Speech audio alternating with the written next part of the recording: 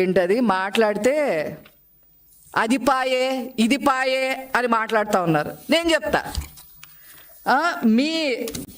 నేను కూడా చెప్పదలుచుకున్నా ఏం పోయినాయో మీ హయాంలో నేను కూడా చెప్తా.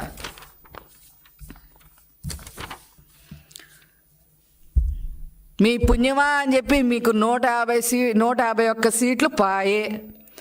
ఫ్రస్ట్రేషన్లో మీ బుర్ర పాయే, సొంత చెల్లి పాయే, పులివెందుల పాయే. ఈరోజు గుర్తు తెచ్చుకోవాల్సిన అవసరం లేకపోయినా కూడా మీ గురించి, మీరిచ్చిన హామీల గురించి కొన్ని నేను చెబుతా. మీరు ఆనాడు ఇచ్చిన హామీల గురించి కొన్ని మాత్రమే చెప్తా. మద్యపాన నిషేధం అన్నావు, ఏమైంది? పాయే. 5 ఏళ్లలో 25 లక్షలు ఇల్లు కట్టిస్తానని చెప్పావు ఆనాడు, పాయే. ప్రతి విద్యార్థికి ఫీజు రీఎంబర్స్మెంట్ అని చెప్పి అన్నారు, అది పాయే. బీసీ సంక్షేమానికి ఏటా 15,000 కోట్లు ఇస్తా అన్నారు, అది పాయే. అన్ని నామినేటెడ్ పదవుల్లో బీసీలకి 50% రిజర్వేషన్లు కల్పిస్తానన్నారు, అది పాయే. నామినేటెడ్ పనుల్లో 50% రిజర్వేషన్ కల్పిస్తూ చట్టం తీసుకొచ్చేస్తామన్నారు జగన్మోహన్ రెడ్డి గారు, అది పాయే. ప్రమాదవశాత్తు మరణించిన వారికి 5 లక్షల బీమా కల్పిస్తామన్నారు, అది పాయే. అర్చకులకు ఇళ్ల స్థలాలు కేటాయించి ఇల్లు కట్టిస్తామని చెప్పారు, అది పాయే.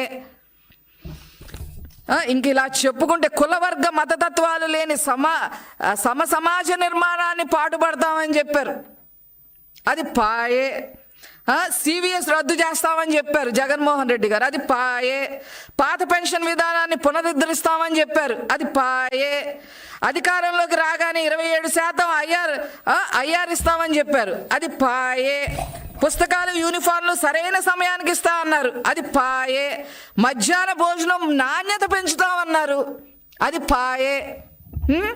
ఇంకా చెప్పాలి అంటే ఎన్నున్నాయి మొత్తం మీరు చేద్దా. ప్రతి సంవత్సరం జనవరి 1 కల్లా జాబ్ క్యాలెండర్ను విడుదల చేస్తామని చెప్పారు, అది పాయే. ఇలా చెప్పుకుంటూ పోతే, ఇవన్నీ పోతే దాదాపు మా దగ్గర ఉన్న సమాచారం ప్రకారం 199 మీరు ఇచ్చిన వాగ్దానాలన్నీ పాయే. ఏ గంగలో కలిసినాయో ఎవరికి తెలియదు, అందుకనే ప్రజలు మిమ్మల్ని గంగలో ముంచేశారు. ఇవన్నీ పెట్టుకొని మీరు ఈరోజు ఏదో